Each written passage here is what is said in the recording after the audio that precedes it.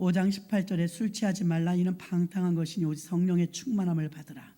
술 취한 것과 성령 충만과 같은 절에서 대조시키고 있습니다. 오늘 에베소서 5장 15절로 18절까지의 말씀을 세월을 아끼라, 때가 악하니라 그랬습니다. 세월이 굉장히 빠르죠. 그 빠른 세월 가운데서도 하나님께서 저와 여러분을 통해서 기도하게 하시고 또 응답을 예비하시고 준비하신 줄 믿습니다. 술 취하지 말라. 이는 방탕한 것이니, 술 취하는 일과 방탕한 일을 같은 노선에 놓고 있습니다. 또 창세기 9장 20절로 25절을 보겠습니다. 창세기 9장 20절로 여러분 합독합니다. 시작.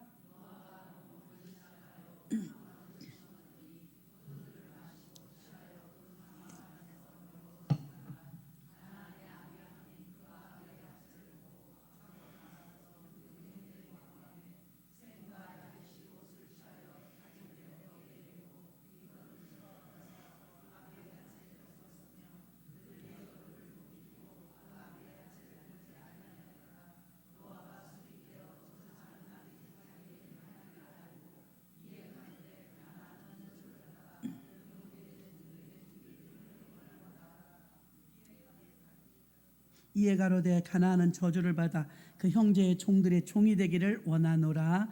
아멘. 노아는 믿음의 조상이고요, 굉장히 당대 의인이란 소리를 들었습니다. 자, 믿음이 이렇게 좋은 분도요, 술이 취하니까 실수를 해요. 그 더운 나라에서 술을 먹으니 얼마나 더웠겠어요. 다 벗어 제낀 거예요.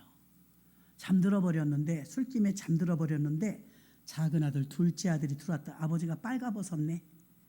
그 빨가벗은 걸 놓고, 야, 우리 아버지도 실수를 한다. 노아 할아버지가 망령 났나 보다. 야, 우리 아버지가 저런 실수를 하다니. 우리 아버지가 하체를 다 드러내고 저 들에 대자로 누워있다. 이렇게 말하고 돌아다녔어요. 여기 함과 셈과 야벳은 우리 인류의 조상 가운데 어떤 학자는 이렇게 풀어요. 백인종, 흑인종, 황인종이라고. 그러면 보세요. 둘째 아들이 함이 아버지의 하체를 받는데 유발시킨 건 노아예요. 나가서 말한 것도 잘못이지만, 여러분, 이렇게 하체가 드러난 수치가 있을 때 성도님의 모습이든 존경하는 분의 모습이라도 그걸 덮어져 버릇해야 돼요. 근데 첫째 아들하고 셋째 아들이 가운데 아들이 떠드는 소리를 듣고 가보니까 정말 아버지가 하체를 벗고 드러누워 있네. 그러니까 이 둘은 아버지 겉옷으로 뒷걸음질을 쳐서 들어가서 덮었대요. 멋지죠, 여러분? 여러분, 성경에만 나오는 얘기가 아니고 여러분도 할 수 있는 기회가 많아요. 여러분도 할 수 있는 기회가 많다고. 까발리는 게 아니라, 성막에 보면 재 담는 통이 있잖아요. 그게 우리들을 비유하는 거거든요. 성막은 재 담는 통은 뚜껑을 딱 닫아야 돼요. 안 그러면 바람에 날려요.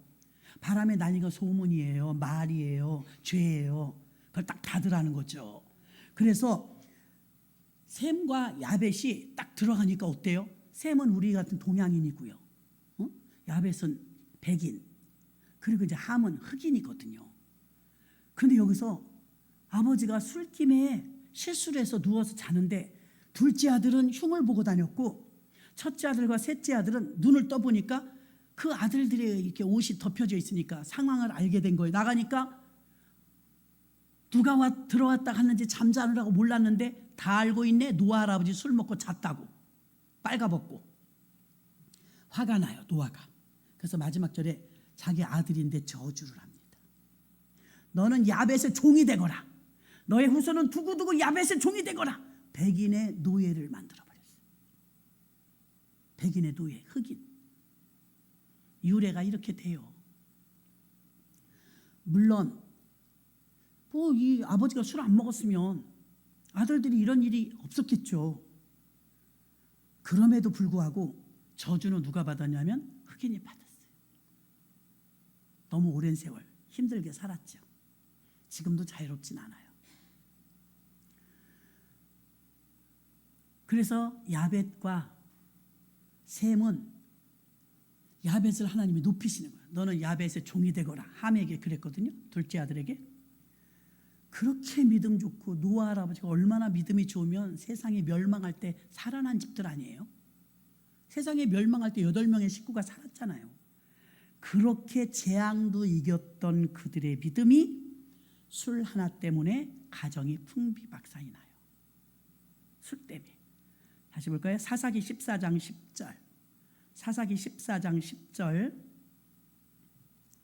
사사기 14장 10절 보면 함께 합독해요. 시작. 삼손의 아비가 여자들에게 내려가매 삼손이 거기서 잔치를 배설하였으니 소녀는 이렇게 행하는 풍습이 있음이더라. 아멘. 여기서 잔치는 미시테, 원어의 미시테는요 포도주를 먹다 이런 뜻이에요.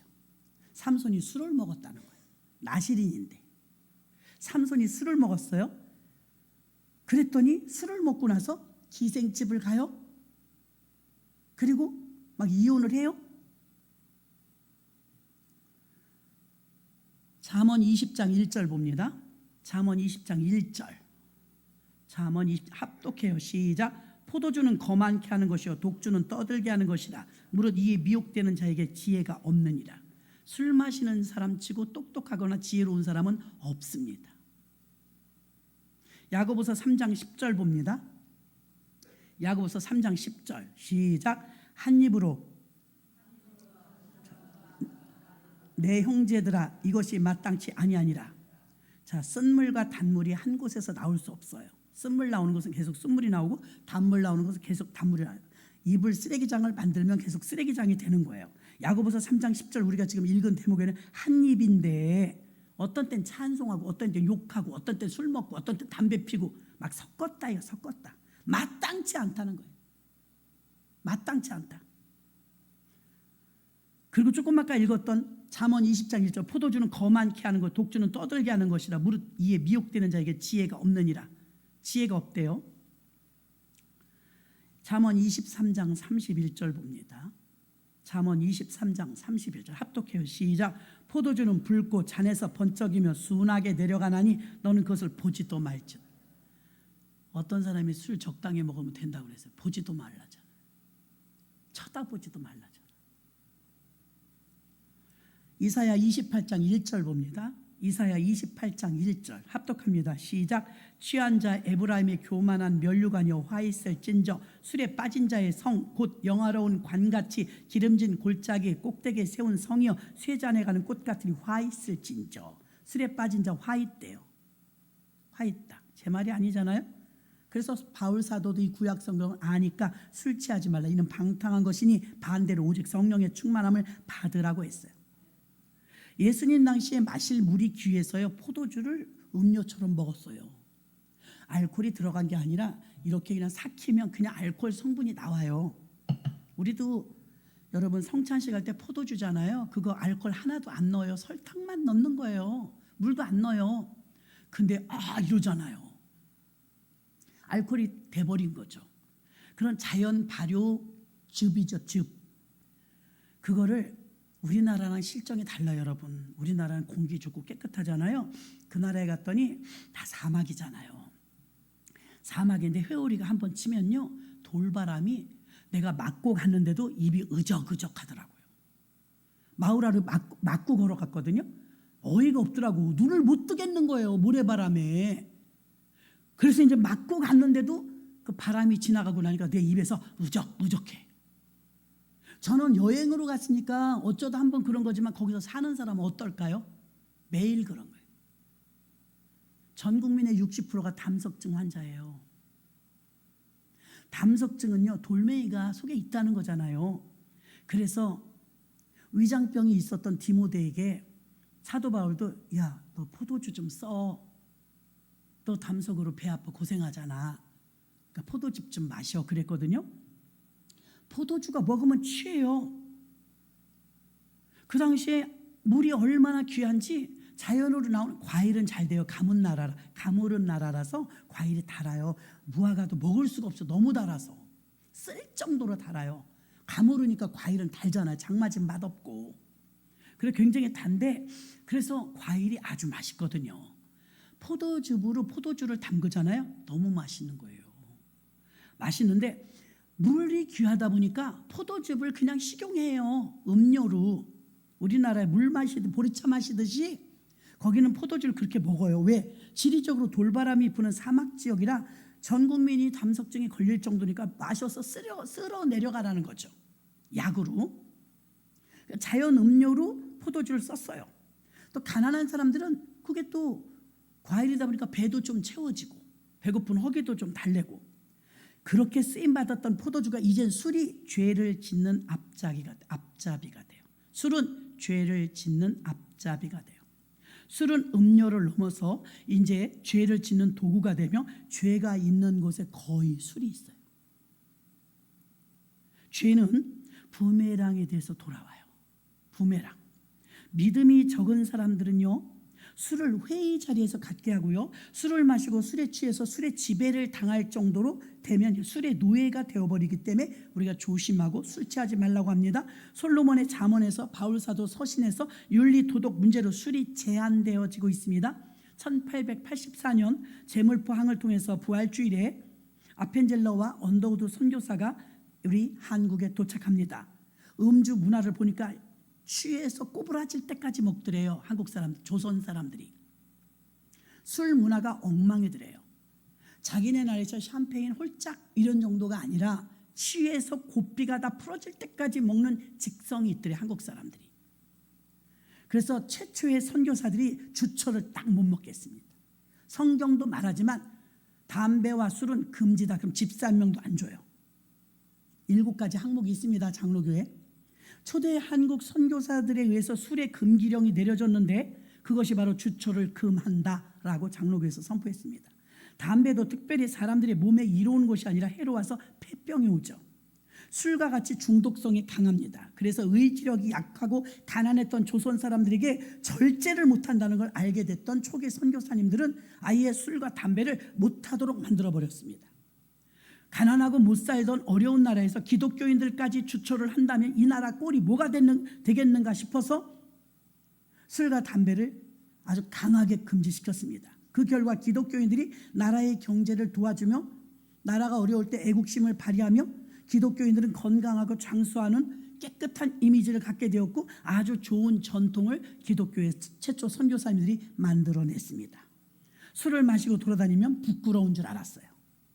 예수 믿는 사람도 주초를 할 수 있는 자유의지 있습니다. 내 손 가지고 내 돈 가지고 내 맘대로 먹을 수 있어요. 취하지만 않으면 되지. 여러분, 노아 할아버지가요, 그렇게 믿음이 좋은 분이 술 먹으니까 실수하더래. 자기 아들을 저주해버렸습니다. 또 삼손은 그런 강한 능력을 갖고 일찍 죽지 않습니까? 술과 여자 때문에.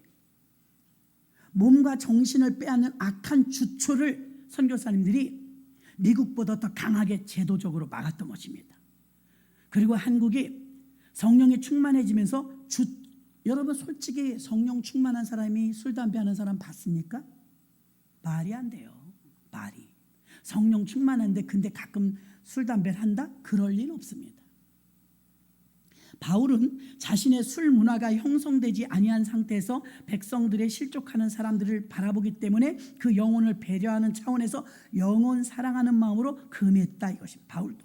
고린도전서 6장 9절로 10절 봅니다. 고린도전서 6장 9절로 10절. 제가 성경 기절을 많이 보는 이유는 이렇게 성경에 너무 많이 있다는 얘기입니다. 합독합니다. 시작. 불의한 자가 하나님의 나라를 유업으로 받지 못할 줄 알지 못하느냐? 미혹을 받지 말라. 음란한 자나 우상 숭배하는 자나 간음하는 자나 탐색하는 자나 남색하는, 똑같습니다. 도적이나 탐남하는 자나 술 취하는 자나 후욕하는 자나 토색하는 자들은 하나님의 나라를 유업으로 받지 못하리라. 천국을 못 간대요. 고린도전서 3장 16절로 17절 읽습니다. 고린도전서 3장 16절로 17절 시작. 너희가 하나님의 성전인 것과 하나님의 성령이 너희 안에 거하시는 줄 알지 못하느뇨? 누구든지 하나님의 성전을 더럽히면 하나님이 그 사람을 멸하시리라. 하나님의 성전은 거룩하니 너희도 그러하리라. 술 먹고 교회 오시면 안 돼요. 간혹 전도할 때 나 술 못 끊어서 담배 못 끊어서 교회 못 가요. 그런 분들에게는요, 오셔서 끊으세요. 그렇게 권만하셔도 돼요. 점진적으로 하나님이 끊게 해주시니까요. 지금 못 끊었어도 걱정하지 마세요. 하나님 끊어주실 것입니다. 교회는 인간 세탁소입니다. 그러나 여러분은 의지가 있어야 돼. 아, 끊고 싶다. 하나님이 그렇게 싫어하시는데 끊었으면 좋겠다. 이런 의지는 있어야 돼요. 의지가 없으면 성령이 도와주시질 않아요.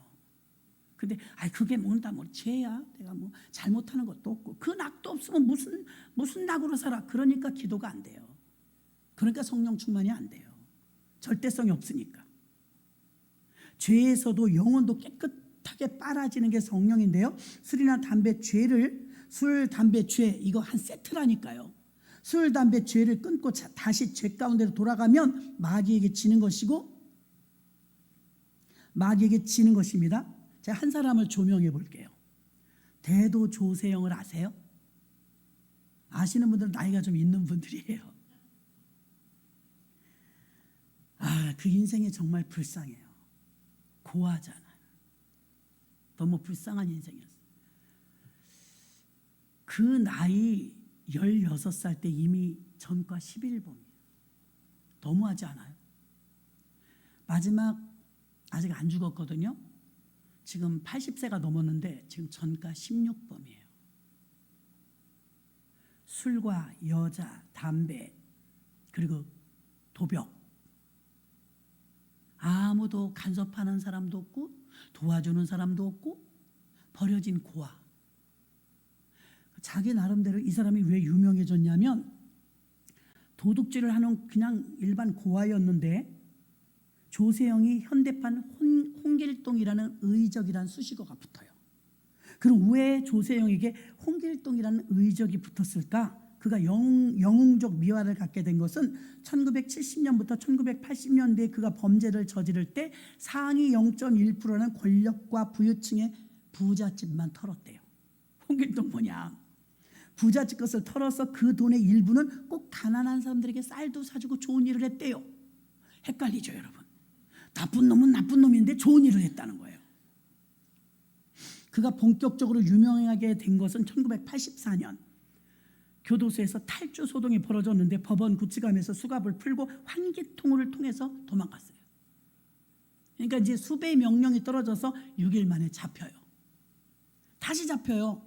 전국적으로 유명한 사람이 되었는데 그때 조세영이 자기 이제 조서 이런 걸 꾸미잖아요. 자기는 원칙이 있대. 5가지. 이게 유명해졌습니다. 무슨 원칙이냐? 가난한 집은 안 턴다. 가난한 집은 안 턴다. 2번째, 훔친 돈의 3분의 1은 가난한 사람에게 쓴다. 3번째, 흉기를 사용하지 않는다. 사람을 죽이지 않는다. 4번째, 나라 망신시키지 않으려고 외국인은 안 턴다. 이렇게 너무 웃겨요. 나름대로 이렇게 5가지 원칙을 정해놔서 사람들이 도둑은 도둑이지만 멋지다. 부잣집 돈 갖다 가난한 사람 도와준다잖아. 그리고 원칙이 있대잖아. 가난한 집은 안 털고 외국인 집도 안 털고 자기가 털은 것에 11조도 아니고 3분의 1은 가난한 사람 준대요. 도둑칙은 좀 멋있었어요. 이 사실이 알려지자 상류층의 비리와 사회적 불평등에 허탈해하던 국민들은 그 도둑 홍길동 같은 도둑 조세영 때문에 위로를 받았대요. 그렇다고 죄가 없어지는 건 아닙니다. 그러던 그에게 감옥에서 예수님이 찾아오셨어요. 감옥에서 회심하고 새 사람이 되고 거듭나는데 뒤집어지도록 은혜를 받았어요. 조영기 목사님을 비롯해서 기라성 같은 목사님들 그 대도가 회개했다니까. 대도가 감옥에서 회심했다고 하니까 다 도와줘요. 여러분들처럼 순수한 마음만 중보기도 해주고 그 인생이 앞으로 빛된 삶을 살게 해달라고 막 이 사람 저 사람. 그리고 신학교를 가게 되고 그가 출소한 후에 신학교를 가고 여기저기서 불려다니면서 전국에 간증 집회를 다녔어요. 문제를 잘 보세요, 여러분. 술, 담배, 여자, 도둑질까지 하던 나쁜 놈이에요. 근데 한 교회에서 간증을 하다가 공개적인 프로포즈를 받은 이은경이라는 자매가 있는데 이은경이라는 자매가 다 있는데 간증 집회 끝나고 나하고 결혼해 주십시오. 조세영이 이런 거야. 근데 거듭났고 깨끗해졌고 전도사가 되었기 때문에 식구들이 전과자라고 다 반대하는데도 이은경 씨가 새 사람이 되었으니까 그에게 가정을 만들어주고 싶다. 처음에 고하니까 그래서 너무 많은 한국 교계의 축하를 받으면서 한국 교계의 목사님들을 통해서 축복기도를 받으면서 결혼식을 하고 이후에 참 이뻐요. 여자도 내가 보여줄래다 맙니다 지금. 이후에 둘이 잘 살았어요. 그리고 아들을 낳았어요. 평범한 가정을 얼마나 꿈꿨는지, 이런 다복한 가정을 얼마나 꿈꿨는지, 회개하고 돌아온 그 큰 죄인에게 하나님은 무한 공급으로 축복을 해주셨어요. 우리나라의 네노라는 경비업체 회사에서 스카우트해 갔어요. 도둑놈에게 경비업체에서 웃겨가지고, 그래가지고 조세영은 그때부터 노숙자들 사역, 무료 급식소 사역, 장애인 돕는 일, 착한 일을 많이 해요. 받은 은혜 때문에. 여자도 신나서 결혼해갖고 아들 하나 낳고 아주 행복하게 살다가 2000년이 되었어요. 운명이 다시 한번 뒤집어집니다. 잘 들으셔야 돼요. 운명이 다시 한번 뒤집어져요. 마귀가 그냥 두겠어요? 사람들의 유명세에서 좀 잊혀질 즈음, 중보기도가 좀 끊어질 즈음 출장을 가요. 일본으로 출장. 경비업체니까 일본의 경비업체와 조인하는 일들 때문에 출장을 갔는데, 그때 출장 간 남편이 연락이 갑자기 끊겨요. 여자가 미친 듯이 남편을 찾아서 이리저리 수소문하는데 회사에서도 모른다는 거야. 퇴근 이후에 숙소에 간 것까지 봤는데 없어졌다는 거예요. 조세영이가 없어져서 떠들썩해 한국까지. 그래서 알아보는데 4년이 다 돼갖고 남편이 왔어요. 그동안 여자는 아들 하나 데리고 음식점에 일하면서 먹고 살아야 되니까요. 힘들게 살았어요. 사연을 들어보니까 남편이 마귀가 역사하는 거예요. 야, 네가 대도잖아. 한국에서 도둑놈 중에 네가 최고야. 실력이. 네가 일본에 왔으니까 일본에서 뭘 한번 훔쳐봐. 마귀가 속이는 거야 이제. 야, 한국의 이 시스템과 경비업체 시스템과 또 이 일본의 시스템이 어디가 더 발달됐는지 아무려면 네가 도둑의 천재인데 너를 일본 경찰이 잡겠냐? 그리고 한국 같으면 네가 얼굴이 다 팔렸지만 일본에서 너 아는 사람이 없어. 그러니까 한번 훔쳐봐. 거기서 예수의 피로 물러가라 그래야 되는데 재밌겠는데 유혹을 받아들여요. 유혹을. 여러분, 유혹은 받아들이면 안 돼요. 너 옛날에도 술 먹었잖아. 다시 먹어. 유혹입니다. 야, 아무 일도 그동안 없었잖아. 마셔도 괜찮아. 끊었는데 왜 다시 먹어요? 그래서 유혹을 받아들여서 그 조그만 마트에 간 거예요. 마트. 막 김처럼 막 나오잖아요. 냉기가 막 나오는데 슬쩍 했네. 아니, 잡범처럼 조그만 걸 훔쳤어요. 하나님이 역사하고 마귀가 합작해서 역사하니까 바로 걸렸어. 즉결로 넘어가고요. 3년 9개월을 일본 써. 연락도 못하고 여기서 찾느라고 난리고. 자, 감옥에서 무슨 생각했을까요? 회개도 했겠죠. 2000년도에 다시 감옥에 가요. 그것도 일본 감옥에. 그리고 부인은 찾느라고 난리쳤는데 4년이 다 돼서 남편이 돌아왔는데 감옥에 있었다는 거예요.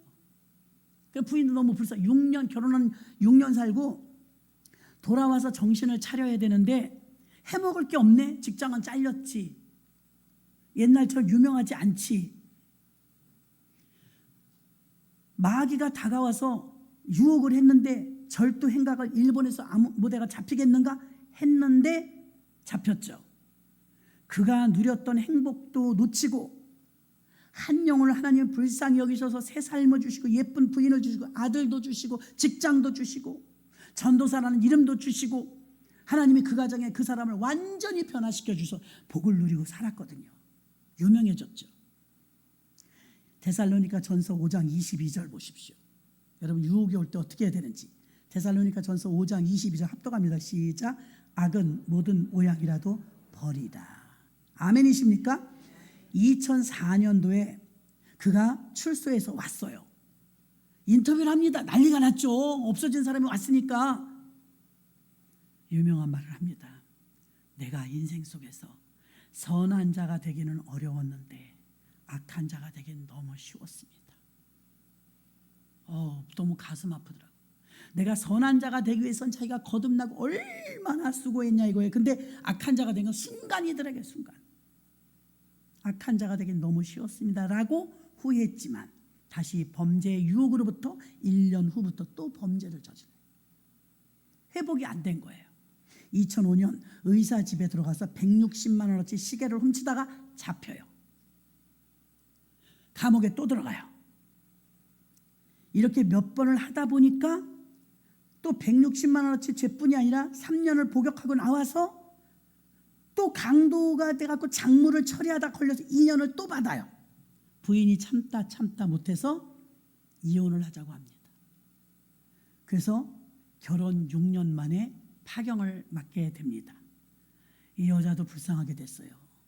교회에서 만났고 교회에서 청혼받았고 믿음으로 살아보려고 무던히 애썼는데 남자가 이게 안 변하는 거예요. 옛것이 다시 올라온 거예요.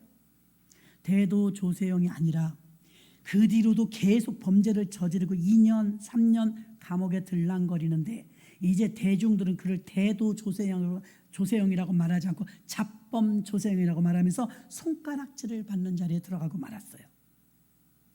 그의 문제는 도벽이었고 범죄 심리학 전문가들은 이 사람을 보고 절도 중독이라고 말했다고 합니다. 허영과 교만과 영적으로 깨어있지 못함으로 틈을 보여서 깨어있지 못함으로 마귀에게 농락당하고 국가적 망신에 하나님 망신에 덤으로 자기를 믿어준 사랑하는 아내와 아들에게 불행을 선물하는 죄인이 되어버렸던 것입니다.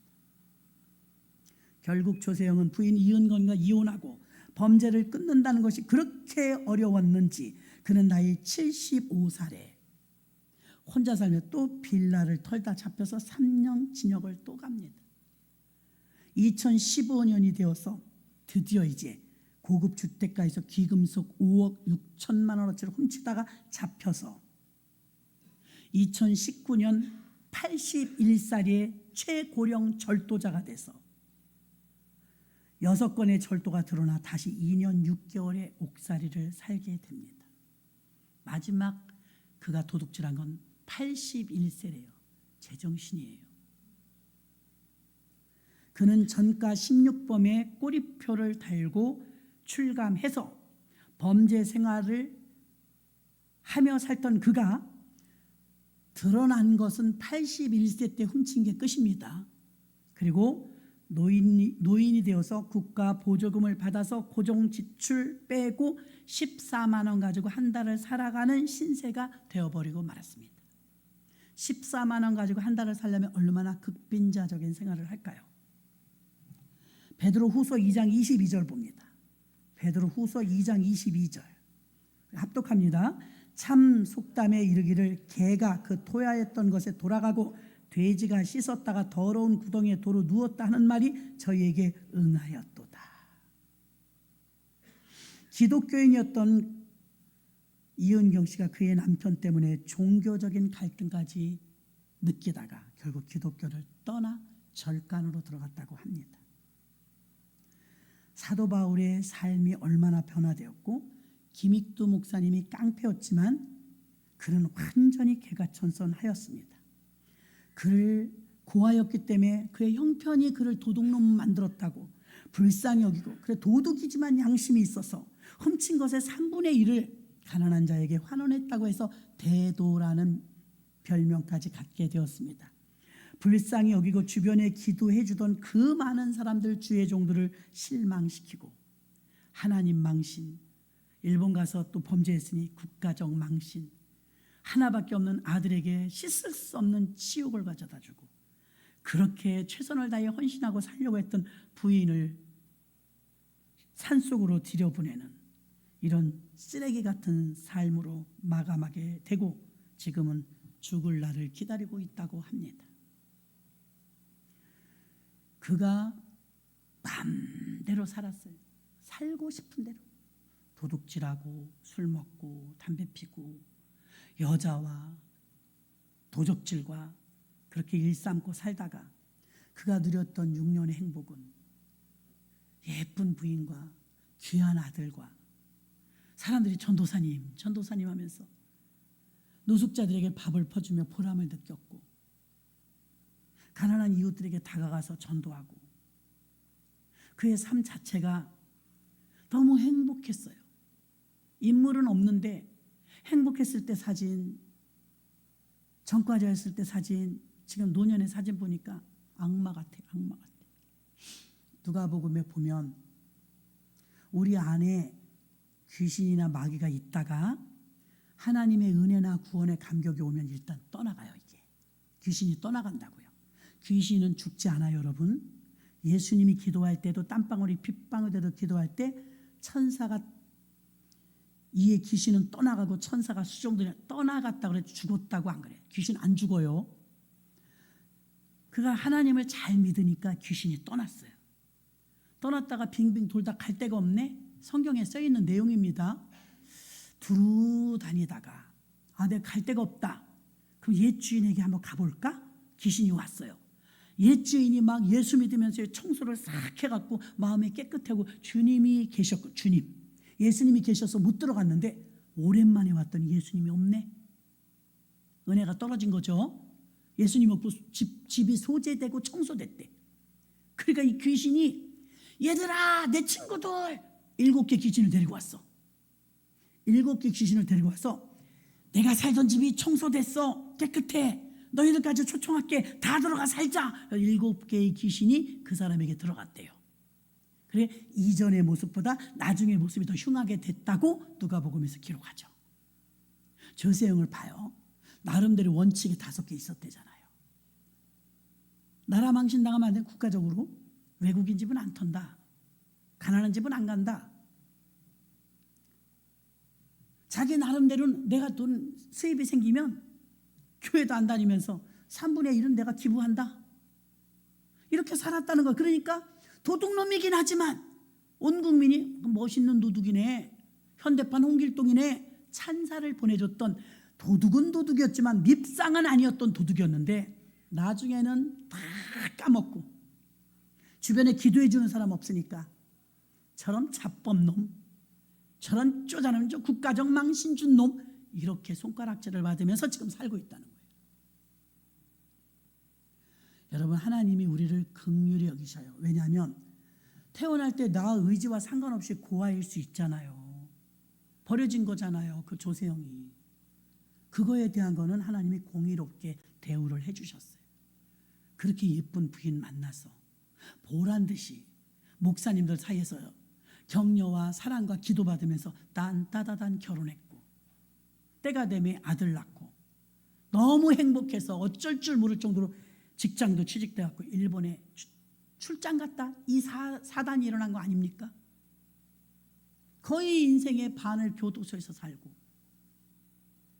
그런 극악무도한 죄인에게도 주님이 기회를 주셨다 이거예요. 기회. 저는 너무 많이 봅니다, 여러분. 그럼 처음에 주님을 믿으면서 눈물 콧물 쏟으면서 나 같은 죄인 살리신, 벌레만도 못한 극악무도한 나 같은 죄인 살리신 주님 고맙습니다. 죄인 중에 괴수입니다. 내가 너무 잘못하고 살았습니다. 사실은 회개하고 돌아와요. 탕자들이. 얼마나 갈까요? 우리의 본성이 성령 충만히 유지되지 않으면 조세형같이 부메랑이 돼서 옛 것을 못 버려요. 옛 것을. 과거에 술 마시던 자는 다시 술 마시, 과거에 담배 피던 사람은 다시 담배 피고, 과거에 죄 짓던 사람은 다시 죄 짓고, 과거에 바람 피던 사람은 다시 못된 짓. 그 다음에 이제 다시 조세형에게 주님이 죽기 전에 만나 주시겠죠. 주님이 그에게서 딱 떠나니까 도둑놈이야, 그냥 자범. 주님이 그를 꾹 잡으니까 너무 행복한, 일평생 이제 그 잠깐 6년 행복했던 그것만 생각하고 사는 거예요. 이제 낙도 없어요. 씻을 수 없는 상처를 부인과 아들에게 주고 짐승처럼 그렇게 살아가는 거예요. 언제까지나 기회를 준다고 생각하면 안 돼요, 여러분. 난 마지막 기회다. 이대로는 안 된다. 하나님께 붙잡혀서 살아야 된다. 다시는 옛날로 안 돌아가리라. 옛날에 욕심스럽고 나밖에 모르고 이기주의였던 그때로 돌아가면 안 돼요. 내가 주를 처음 만났을 때, 내가 주를 처음 만났을 때 외롭고도 쓸쓸했었지, 이런 찬양 있지 않습니까? 내가 주를 처음 만났을 때 그 감격과 그 사랑과 그 은혜, 그 벅참을 받았으면 그걸 유지하시기 바랍니다. 우야무야 많은 사람의 관심에서 좀 벗어나면서 다시 우쭐한 마음이 도둑은 내가 1등이지, 이 교만한 마음이 들면서 기도하면서 깨어있지 못하니까 마귀가 유혹했고 유혹에 넘어가 다시 도둑질에 손을 댔고 81살까지 도둑질을 하는 사람이 그 인생이 얼마나 비참합니까? 얼마든지 행복하게 살 수 있었는데 다시 찾은 인생을 얼마든지 주님이 새로이 세팅해 주신 그 인생을 행복하게 만들 수 있었는데 옛날로 돌아가 버리는 바람에 다 끝나버렸어요. 옛날처럼 3번, 4번, 5번 하나님이 기회 주지 않아요, 여러분. 그냥 데려가 버리셔. 말 안 들으면 죽는다고요. 괴물이 되구나. 그래서 여러분, 우리가 주님을 만나기 전에 저는 끔찍해요. 주님이 우리를 붙잡아 주시지 않았다면, 주님이 우리를 건져 주시지 않았다면, 주님이 나를 살려주시지 않았다면 우리가 누릴 수 있어요? 당연한 것 아니라 은혜였소. 은혜잖아요. 하나님 앞에 설 때도 두려운 줄 아셔야 돼. 지금도 오늘 집사님이 막 발발발 떨면서 기도하시는데 너무 이쁘더라고요. 기도는 뭐라고 하는지 생각이 안 나. 기도는 다 생각이 안 나는데 자세가 발발발발 떨면서 기도를 하시는데 저라면 됐다. 그 마음이 주님 앞에. 근데 목사님들은 안 그래. 저부터도요. 어떤 목사님들은 그 자세, 그래갖고요 막 이러면서 미치겠어 진짜. 경외심이 없어. 하나님에 대한 어느 안전이라고. 주의 종도 정신 차리세요. 하나님 앞에 교만하면 안 돼. 써주시는 거 정말 감사해야 돼. 목소리 좋은 사람 목소리 그 금방이에요, 여러분. 결절 한번 내봐 끝나는 거예요. 힘 있는 사람, 눈 안 보이는 사람, 교만할 거 아무것도 없어. 허당해, 허당. 얼마나 우리가 연약한 존재인지 감기만 들어봐도 아무것도 못하잖아요. 감기만 들어도. 저는 오늘 조세영을 조명하면서 아깝다, 불쌍하다 하면서도 자업자득이네. 많은 목사님들을 그렇게 실망시키고 드디어 시야에서 멀어지면서 누가 기도해 주겠어요? 그가 지금 90이 다 돼갖고 주여 잘못했으면 저를 용서해 주세요. 스포츠라이트 이제 못 받아요. 어느 기자가 쫓아올 것 같아요. 죽으면 이제 기사 한 줄 나겠지. 드디어 대도 죽다. 어떻게 죽다? 홀로 죽다. 망신이 망신. 하나님도 기대하셨고 교회, 한국교회도 기대하셨고 유명한 목사님들도 기대했어요. 여러분은 하나님이 기대하는 사람들이에요. 하나님 기대에 어긋날까 봐 두려워요. 하나님이 여러분을 건져주시고 살려주시고 은혜 주셨을 때는요 기대하는 바가 있어요. 이렇게 참고 저렇게 참고 이렇게 기다리고 저렇게 기다리고. 은혜를 모르면 여러분 교만해서 써먹을 수가 없어요. 아무리 잘났어도. 은혜가 은혜인 줄 알아야 돼요. 당연한 줄 알고 사는 게 아니라 야 은혜구나. 사람들의 기도줄이 다 끊어지니까 조세영이는 그냥 잡범으로 그냥 전락해버린 거예요. 누가 기도에 끌어안고 눈물을 흘리며 기도할 사람 아무도 없어. 부인도 떠났어. 아들도 떠났어. 목사님들도 실망했어. 참 기회를 줬을 때 그래 이게 마지막이다. 우리가 그렇게 생각해. 마지막이다. 저는 이제 50대 40대 주의 종들을 보면 좋겠다 젊어서 이러잖아요. 70대 목사님들이 목사님 좋겠다 젊어서 저더러 그래. 그래서 저는 무슨 생각이 드냐면 우리는 지금 제일 좋을 때다. 70은 70대로 좋고 60은 60대. 우리 교회는요 젊은 순서대로 주의 종들이 늙은 말을 해. 이상해. 우리 교육자들 다 젊잖아요. 저렇게 이쁜 김미정 선수가 제일 늙었어요. 근데 어디 그런 말 해요?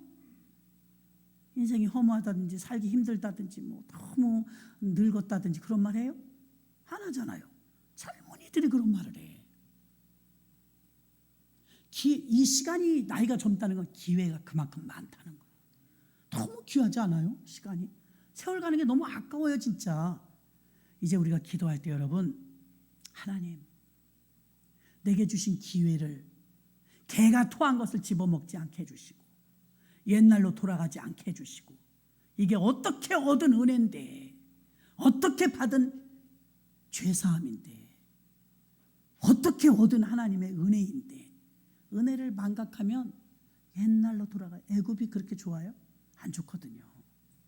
우리가 이 시간에 찬송 한 장 하시고요, 간절한 마음으로 오늘 또 기도회니까 기도하도록 하겠습니다.